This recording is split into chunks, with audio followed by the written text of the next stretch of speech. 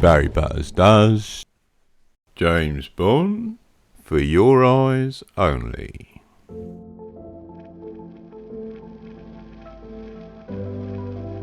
For Your Eyes Only represents another change in the direction of the Bond franchise. Whereas the last two films were all about James Bond preventing the end of the world, the plot of this film's a lot smaller and a bit more modest. It was basically an effort by the producers to return to the original vision of Ian Fleming. But the funny thing is, most of this had to do with necessity rather than design.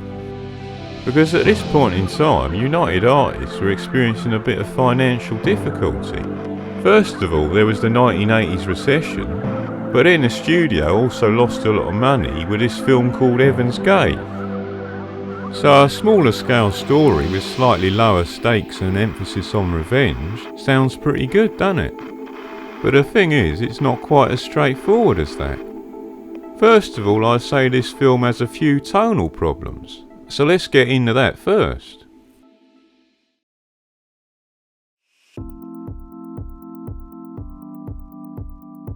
Yeah, so in terms of tone, this is a shift back to a more serious direction.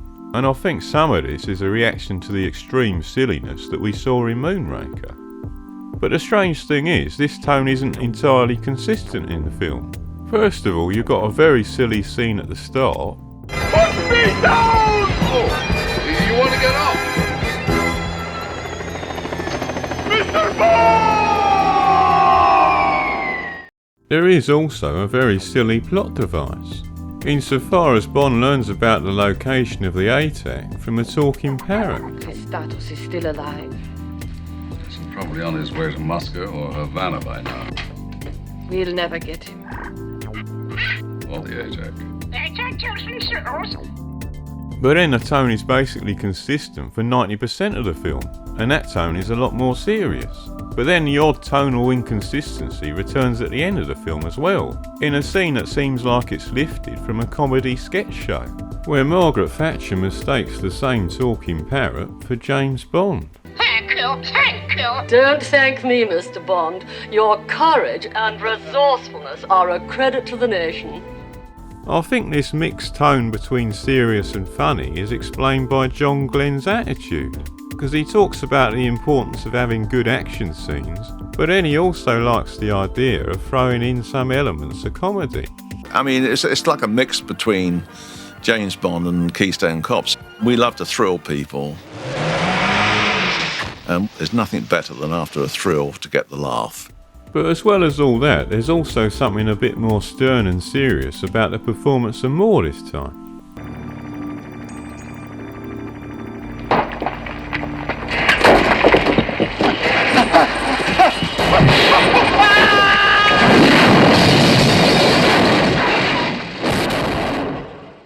So in some ways it's a return to the cold and callous Bond that we've seen before in films like The Man with a Golden Gun, as opposed to the more silly and humorous Bond that we saw in the previous two films. In fact, the idea of returning to the characterisation of Bond from The Man with a Golden Gun was the decision of John Glenn. Roger had a reputation anyway. He'd done all those series on the Saints, and he'd done all these James Bond films before, and so he'd more or less set his character. So you couldn't depart too much for it. All you could do is show a harder edge to his character, and that's what I tried to achieve.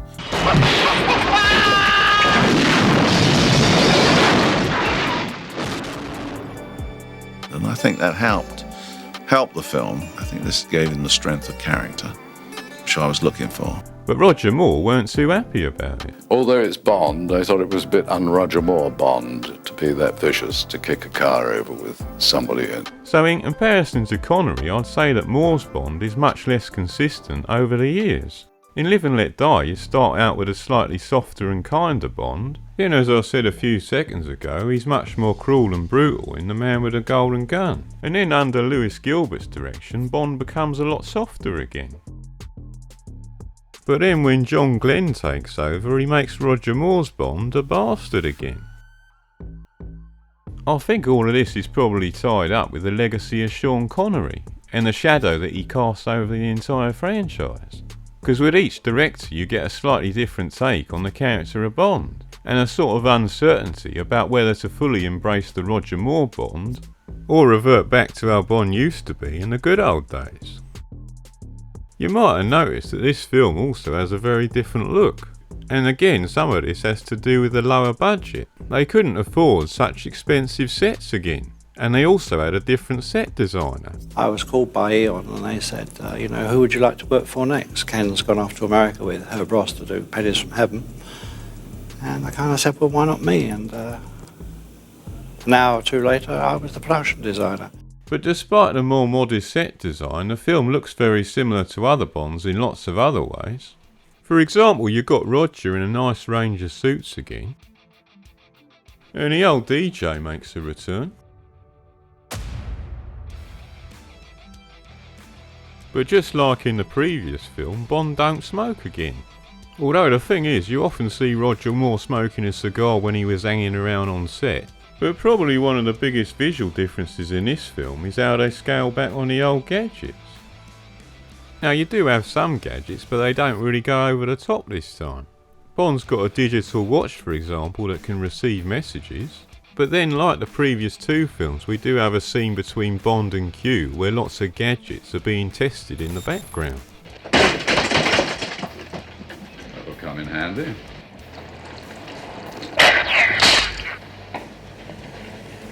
Stinging in the rain. That's not funny, 007. And after its brief absence in the last film, Bond's trusty Walter PPK returns this time. And in terms of the Bond girls, there's something a bit unexpected this time. And I wonder if you can tell what that is.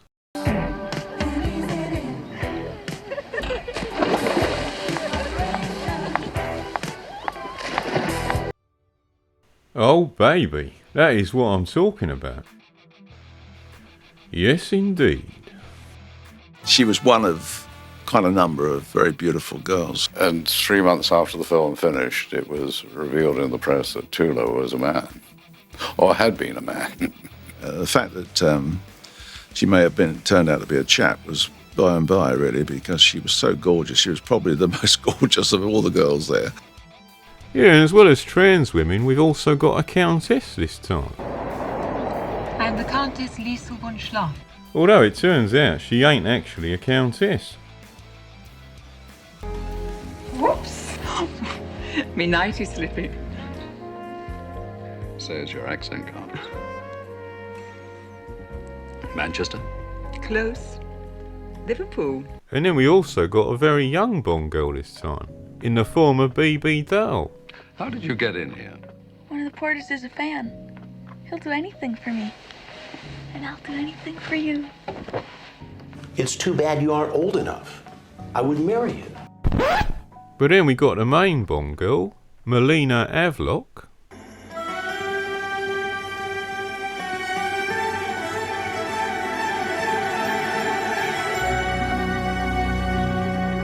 And she's got an absolutely fantastic pair. And then we got Bond again as a symbol of good, and Christatos as a symbol of evil. But unlike the two previous films from Lewis Gilbert, this Bond villain has a more straightforward motivation this time. Christatos basically just wants to sell British tech to the Soviets and make lots of money, so he doesn't have an high-minded purpose or a sense of vision. So I guess you could say it's a sort of back to basics Bond villain, in a way that's kind of similar to other elements of the film.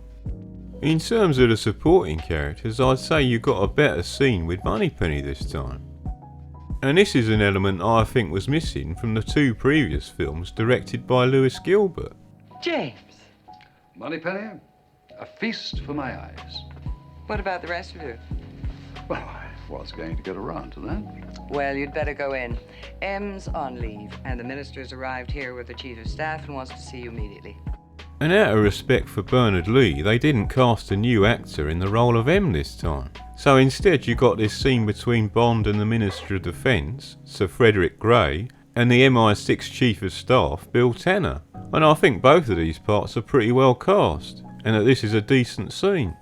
5 days ago, our spy ship, St. George's, was sunk in the Ionian Sea. She was equipped with ATAC. Now, if that transmitter were to fall into the wrong hands, it would render our entire Polaris fleet useless. Every order could be countermanded. Worse, our own submarines could be ordered to attack our own cities. And they also both make 2 more appearances during the course of the film. You get one more scene with them after the assassination of the hitman Gonzalez. Then right at the end of the film with Q, they're on the phone to Bond. In addition to appearing at the end, Q's got 2 other scenes in the movie. The first occurs when Bond needs some help in identifying the man he saw paying Gonzalez, and this turns out to be a man called Emile Leopold Locke. Then Bond meets Q again towards the end of the movie in a confession booth, and old Q has disguised himself as a priest this time. And there's no Felix Leiter again, so now this is the 4th absence in a row. So again, as with the previous 2 films, the girl sort of functions as an ally, as well as being a romantic interest of course. But this time Bond also finds an ally in this bloke called Columbo, who's a bit like a cross between Karim Bey from Russia with Love and the father from On Her Majesty's Secret Service. He's a sort of flamboyant Mediterranean type. Mr. Bond, you have what the Greeks call thrasos, guts. In terms of the set pieces, we got quite an interesting car chase this time, because it's the first car chase where Bond is at a disadvantage because he's got a crappy car. Hold tight!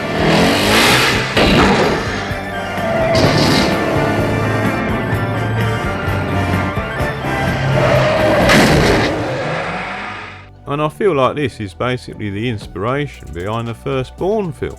It's also the girl's car and Bond is a passenger at one point, which again is very similar to the Bourne identity.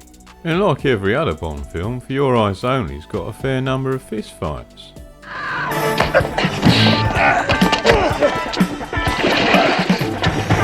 Excuse me.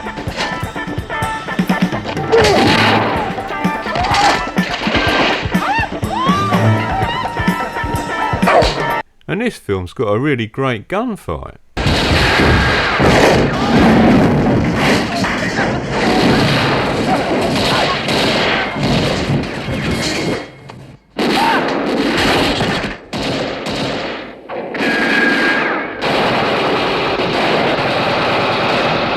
In fact, it reminds me quite a lot of the gunfight from Russia with Love. You've got lots of people jumping all over the place, multiple gunmen, and shots from all kinds of different angles. But in terms of the set pieces, the real highlight for me in this film is the ski chase.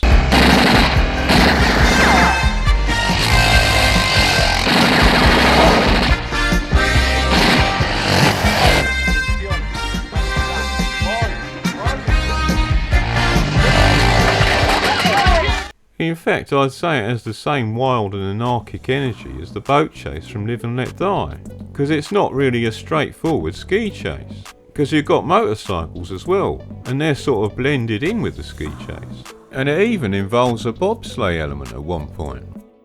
So the reason why I like this so much and why I think it's so great is that it's a kind of controlled chaos, because when you're watching it the first time it's impossible to know what's going to happen next. And for me, this is the key element of what makes a really great chase sequence.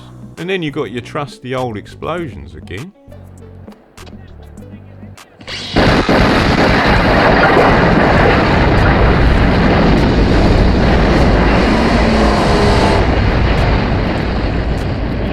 And you've got quite a nice little sex scene. Bond, are you there?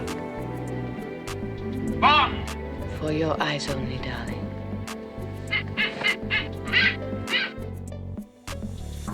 And then you've got a daring escape again. In fact, the daring escape this time is merged with the film's main stunt.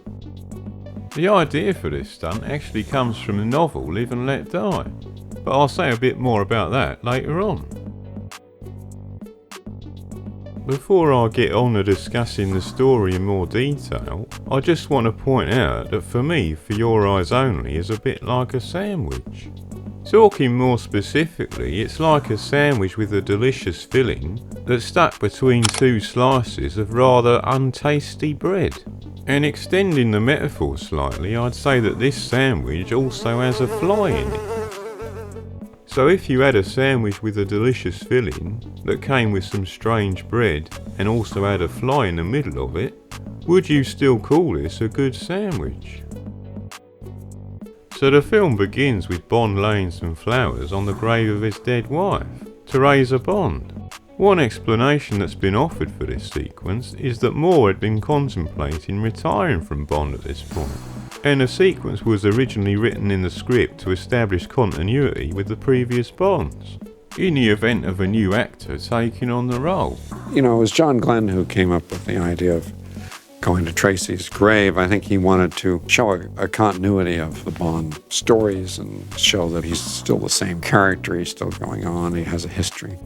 But after this happens, Bond is picked up in an helicopter that arrives at the church. But shortly after that, the pilot is electrocuted through his headphones. And then the helicopter is taken over by remote control. And we see that the helicopter's being piloted by a bald man in a grey suit.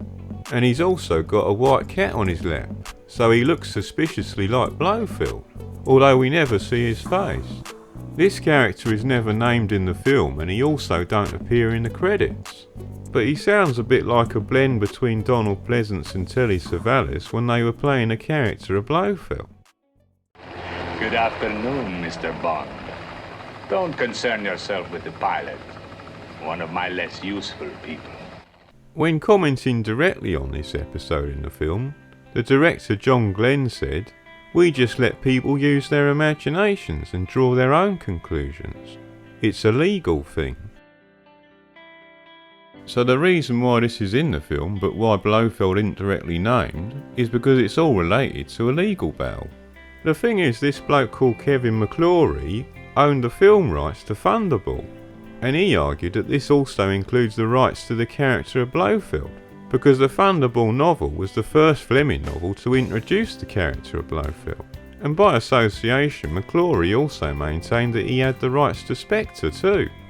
So most Bond fans now interpret this opening sequence as a direct statement by Broccoli, and the meaning of the statement was that they didn't need the character of Blofeld at all, and that's why they chucked him down a chimney. So returning to the sandwich metaphor, I'd say that this is the first slice of untasty bread that I don't really like. Now there are 3 reasons why I don't like this opening sequence. Firstly and most simply, I just feel like it's too ridiculous and too silly. And because it's so silly, I think it sets completely the wrong tone for a film that is otherwise much more serious. But the second reason I don't like it is because I think of it as a bit of an intrusion. I don't like the idea of using the film to send a personal message to someone who you're involved in a legal battle with, because I think what's this got to do with the audience? You should just leave it to the courts to decide. But the third reason is a bit more complicated, and it has something to do with this thing called continuity. Continuity. The thing is, this opening sequence establishes a continuity with the Blofeld from On Her Majesty's Secret Service, and not the Blofeld from the previous film. Because the last film in which Blofeld made his appearance was in Diamonds Are Forever, and in that film he don't have a neck brace. So the presence of the neck brace suggests a neck injury, and this was the injury that Blofeld sustained at the end of On Her Majesty's Secret Service. So all of that is a bit strange and confusing, I'd say. There are actually a few more similarities between this film and On Her Majesty's Secret Service, but I'll mention the rest of them at various points as we move through the discussion of the story.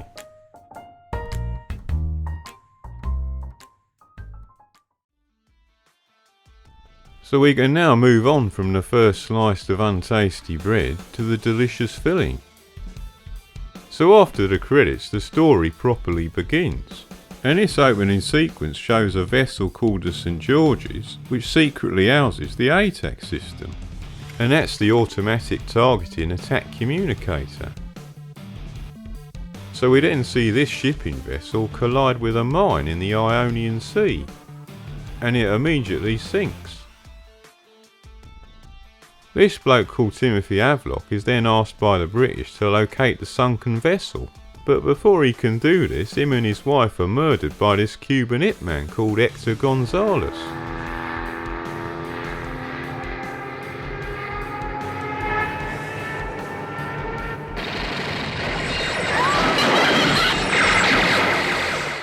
But the thing is, Timothy Havelock's daughter survives, and after these events she's hell-bent on revenge. Meanwhile, the KGB have also learnt about the sinking of the St. George's, and they see this as an opportunity to get hold of the ATAC system. But good old James Bond is also on the case. He's asked by the Minister of Defence Sir Frederick Grey and Chief of Staff Bill Tanner to retrieve the ATAC before the Soviets can get their hands on it. So Bond's first port of call is Spain, and this is where he goes to locate the hitman Hector Gonzalez. But when Bond sees Gonzalez through his binoculars, he also sees this other bloke paying him off with a briefcase full of money. Shortly after that, Bond is captured by these guards. But then everyone at this pool party is surprised when Gonzalez is killed by a crossbow bolt that lands in his back. But Bond seizes on this as his opportunity to escape. But when Bond is making his escape, he comes across the assassin, Melina Havelock. And then the two of them team up and they escape together in her car. Then when Bond arrives back in London, Q helps Bond identify the man who gave Gonzalez the money. That's him. That's our man. Using this advanced technology, they identify the man as Emile Leopold Locke. At this point, Bond sets out for Cortina in Italy, which is the last known location of Locke. When Bond arrives in Cortina, he checks into an hotel and meets his first contact, Luigi Ferreira. So then Ferreira takes Bond to meet this other bloke called Christatos, and he tells Bond that Locke is employed by Columbo, who's also known by the alias The Dove. During this same meeting, Christatos also asks Bond a favour, and this is quite a weird element of the story. He wants him to take this skater called BB Dahl to a biathlon event. Now Bond agrees, but when he attends the event, a group of men try to kill him. And this also includes the East German biathlete Erich Kriegler. We then get this long but rather fantastic ski chase. And this is the first James Bond film since On Her Majesty's Secret Service that features a bobsleigh. So I think we can see the influence of that film again here. But Bond eventually manages to escape with this nifty little stunt. But that's not the end of his troubles, because when he meets BB Dahl at an ice rink, he's attacked again. While Bond makes short work of these assailants, he finds Ferreira outside dead in his car. But the assassin has left a calling card behind, and this is a pin of a white dove, and this suggests to Bond that this is the handiwork of Columbo. So after these events, Bond then travels to Corfu on the trail of Columbo. Once Bond arrives in Corfu, he meets Christatos again at a casino, and they have a nice little dinner together. And as it turns out, Columbo is having dinner at the same restaurant. He's sitting just across from them on another table. But what Bond don't know is that Columbo is also secretly recording his conversation with Christatos. Oi, stop it! But then Bond and Christatos notice Columbo having an argument with his mistress, the Countess Lisa von Schleff. After the argument, Bond offers to take her home, and Christatos lends him his car and his driver. Lisa von Schleff then tells Bond to come inside and they spend the night together. And this leads into one of the episodes in the film that, like the opening sequence, reminds me of On Her Majesty's Secret Service. First of all, this is the first James Bond film since On Her Majesty's Secret Service that features a countess. Waiter. Don't bring him 57, sir.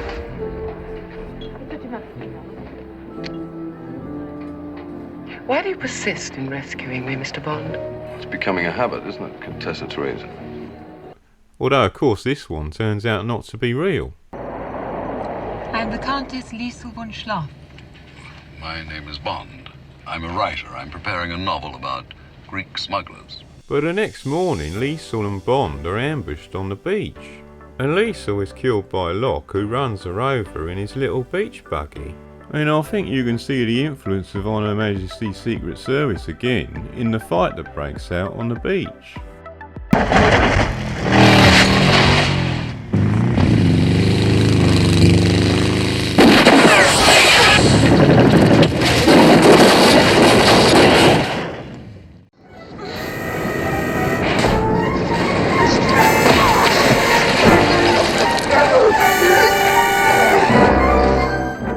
Not only this, but the fact that James Bond is dressed in exactly the same way. He's wearing a DJ minus the bow tie and jacket. And the girl is also wearing a loose-fitting dress. Plus they get separated when they're interrupted by a gang of thugs. So the setup of the scene is almost identical to the opening of On Her Majesty's Secret Service. And it's obviously a direct influence, I'd say. But then after that happens, Bond is captured by Columbo's men who emerge from the water. Someone then hits Bond over the head and he falls unconscious. But then Bond wakes up on board Columbo's yacht. And shortly after this, Bond and Columbo come face to face. I dug this bullet out of that wall 3 hours before you said that somebody fired it at you 3 minutes ago.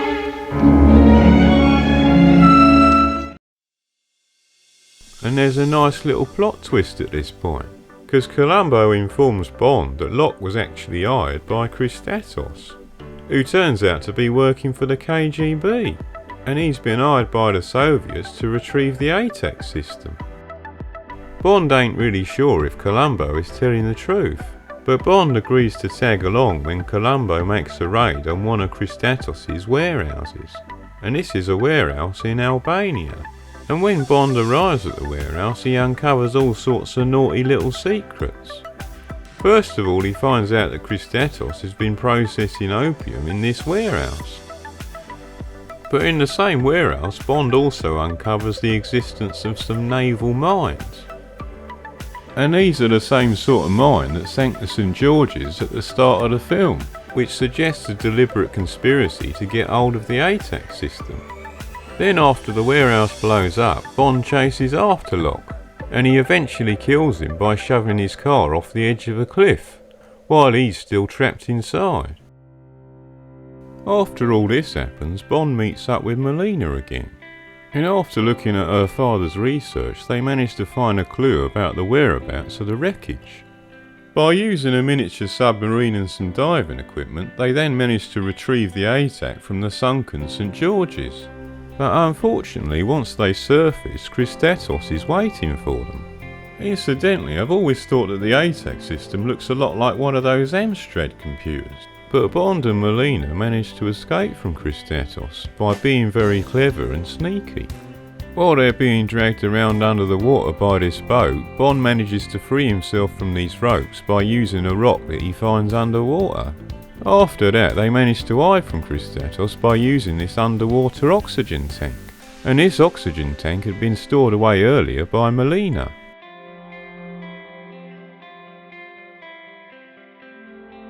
After that, they're able to retreat to their own boat in safety. But the problem is they lost the ATAC at this point, and they also don't know how to find Christatos. This is when they're saved by a parrot. Christatos is still alive. Yes, and probably on his way to Moscow or Havana by now. We'll never get him. Or the ATAC. I have to say, this is rather ridiculous. And in terms of my sandwich metaphor, this is the fly in the proverbial sandwich. Then with the help of Columbo, Bond and Melina manage to break into St. Cyril's, and that's an abandoned monastery at the top of this mountain. After Bond manages to scale the mountain, he lets Columbo and his men up using this basket.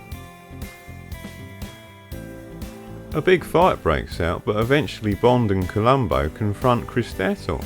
As it turns out, Columbo eventually kills Christatos by throwing a knife in his back. So Bond is then able to retrieve the ATAC system for a second time. But the problem is, Gogol at this point turns up in an helicopter.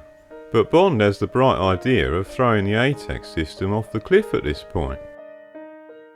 And after the ATAC system shatters at the bottom of the cliff, Gogol and Bond decide to call it a day, with the understanding that both sides kinda lost this one. Bond and Melina then celebrate by having a romantic evening together, and they decide to go for a midnight swim after removing all their clothes. Meanwhile, MI6 and the British Prime Minister at the time, Margaret Thatcher, are still trying to get hold of Bond on a telephone. Thank you, thank you. Don't thank me, Mr. Bond. Your courage and resourcefulness are a credit to the nation. Dennis and I look forward to meeting you. Meanwhile, if there is anything I can do for you... Give us a kiss. Give us a kiss. Oh, well, really, Mr. Bond. And this is when I can close out my sandwich metaphor, because the film closes out on this ridiculous scene that seems like it's lifted from a comedy sketch show.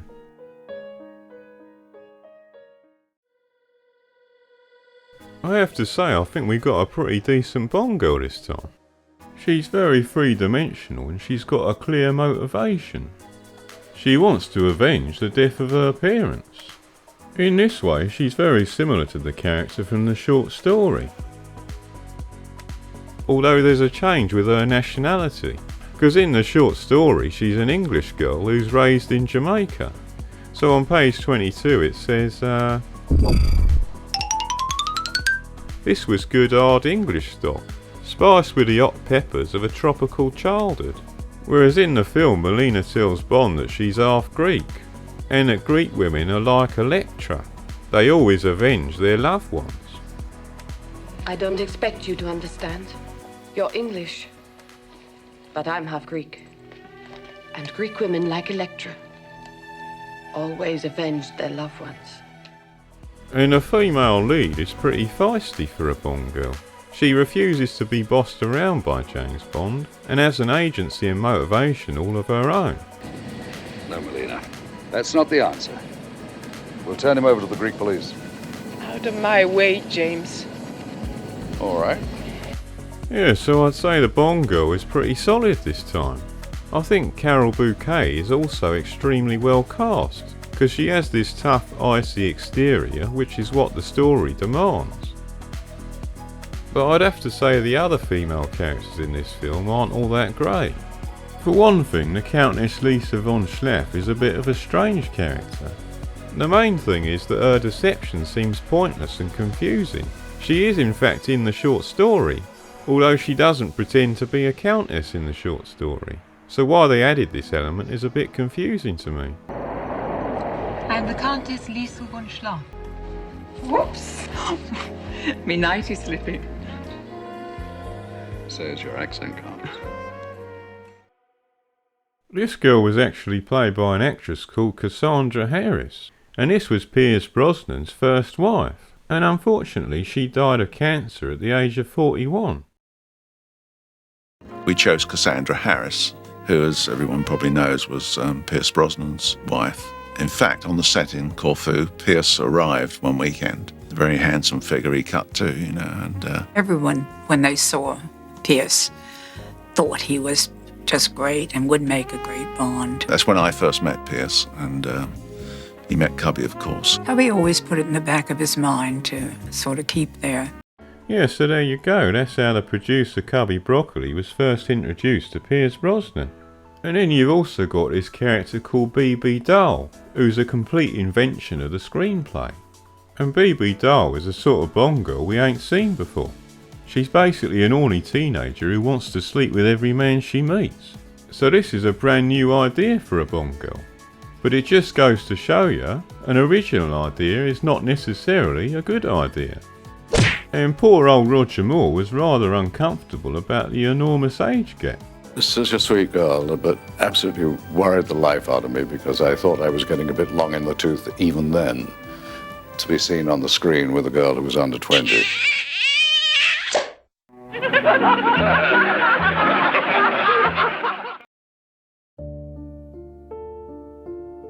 So this is the first James Bond film that's based on a short story rather than a novel.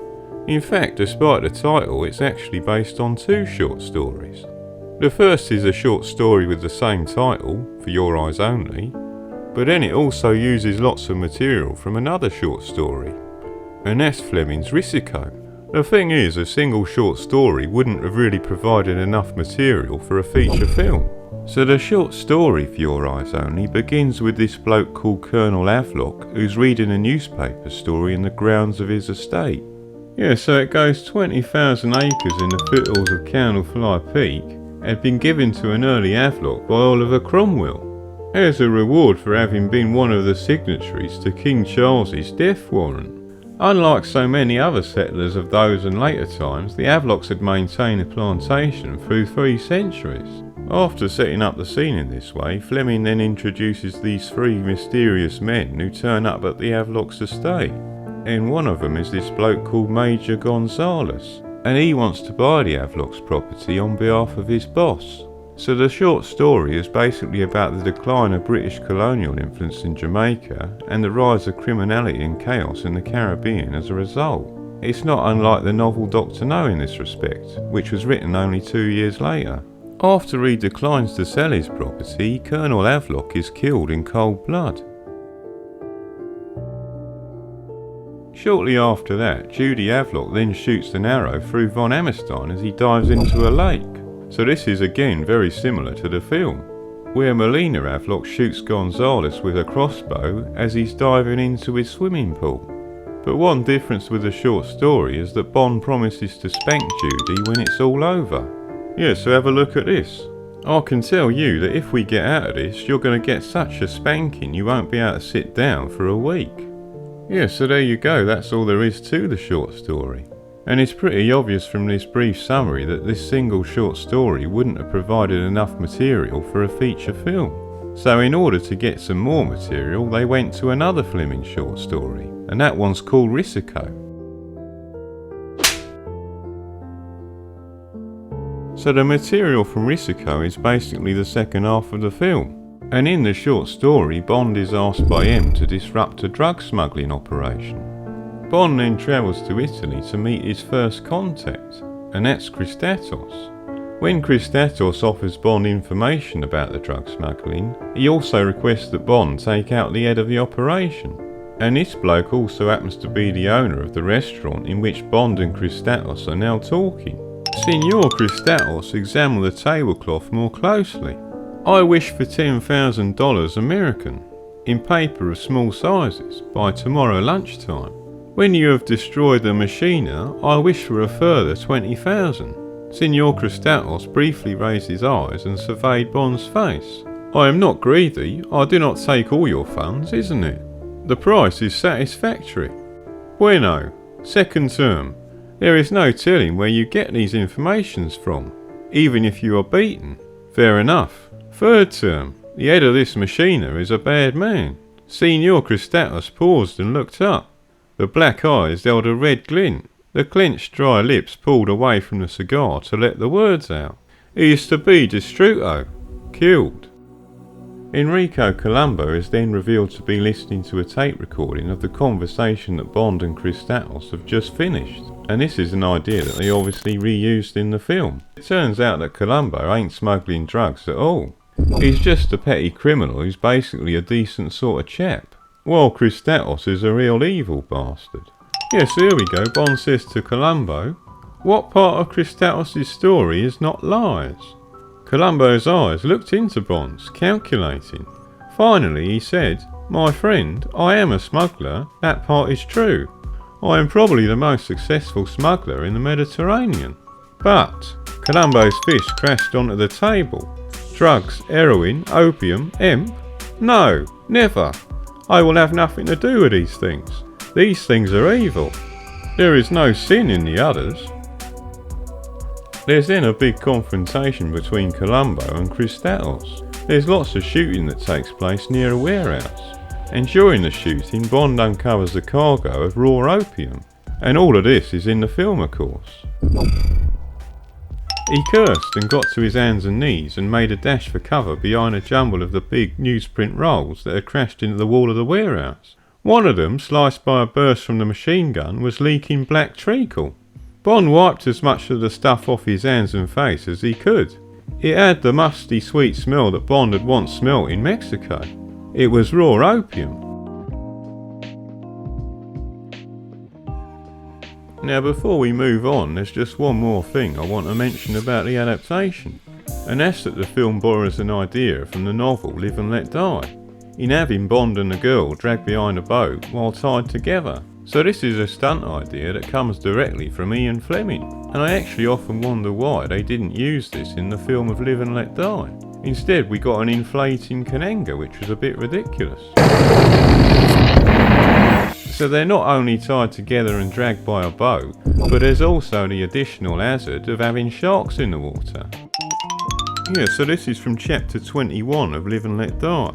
And this is when Mr. Big is speaking to Bond. You will die beyond the reef, and there will be no evidence. I shall tow the remains of your bodies until there is nothing left. And then in the next chapter, Bond contemplates what's likely to happen to them. Bond shuddered to think of the mauling of their bodies would suffer being dragged at any speed over the razor-sharp 10 yards of coral rocks and trees. The skin on their backs and legs would be flayed off.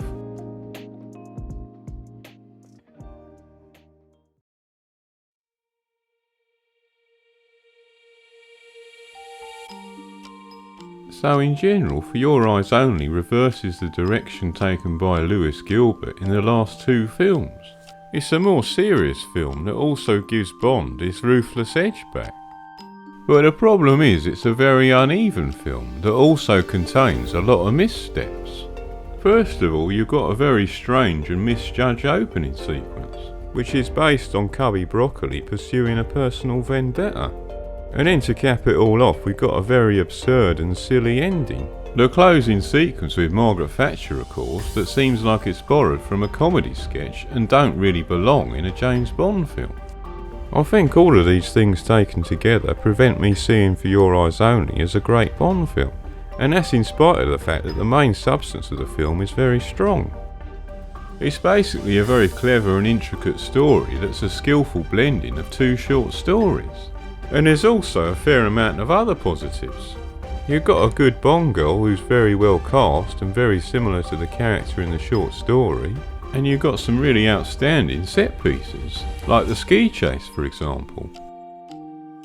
Yeah, so like I've been saying all along, it's like a sandwich with a delicious filling that's contained within two slices of rather untasty bread.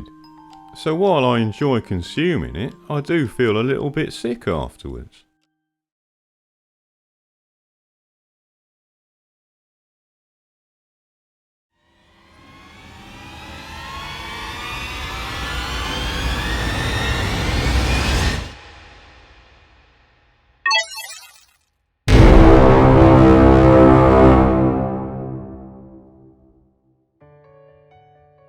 I'd say this Bond film is another one that's quite hard to score.